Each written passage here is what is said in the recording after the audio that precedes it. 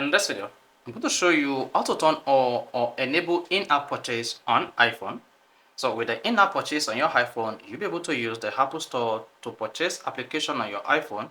And at this point, you might be required to type in your passcode or use your fixed ID to confirm the transaction.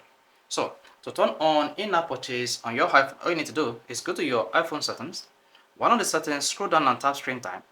Tap content and privacy restrictions.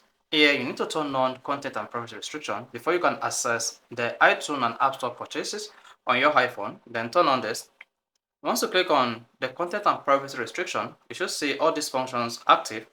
Let's turn this off. So with the content and privacy restriction turned off, you can see all these functions are disabled and you cannot edit or change any function here. Then make sure you turn on content and privacy restrictions. Then click on iTunes and App Store purchases.